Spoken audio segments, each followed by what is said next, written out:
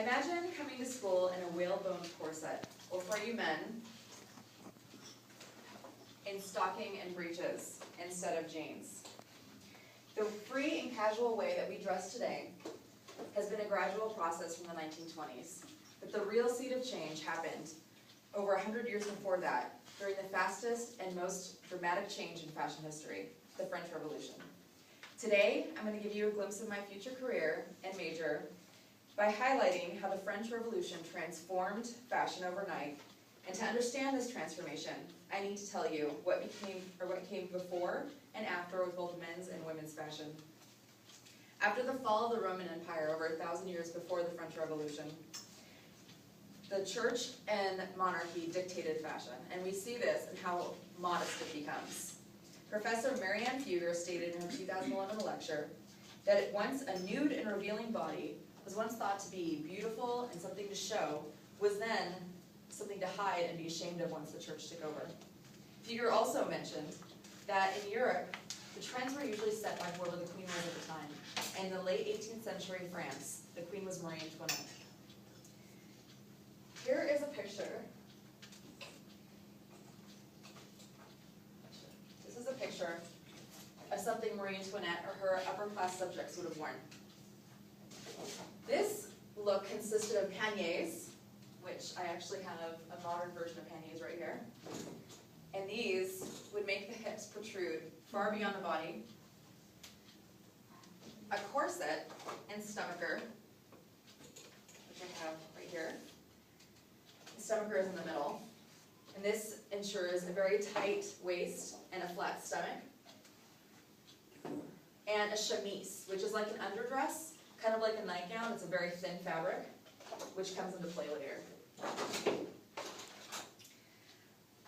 And all of this was underneath lots and lots of fabric, bows, and ruffles. These dresses were very heavy. Men's outfits were simple in form, but just as decorative and elaborate.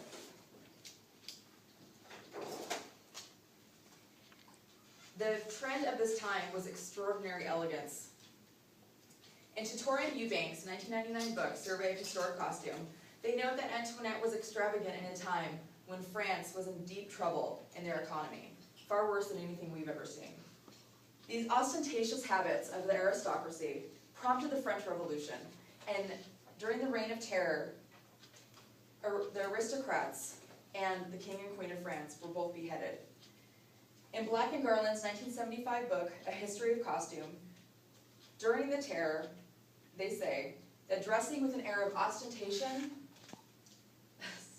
privilege, or wealth was an invitation to a swift end. Tutor and Eubank noted that a result of the French Revolution was a separation between men's and women's looks that pre-revolution were equally embellished and elegant. Men were given a simpler look with muted colors, which is a trend that continues to this very day. The reason for this was that the Republic's revolutionary ideals of equality between classes and indifference to luxury. Now, while men's represented indifference to luxury, women's new looks represented freedom. According to Black and Garland, the new Republic looked to Rome and Greece, as I mentioned before, for both government ideals and women's fashion. The new look was a robe en chemise. The women who wore this were named Les Marsuvieux, for the marvelous women. And this is due to the sheerness of the garment. You can see that it's visible, like below. And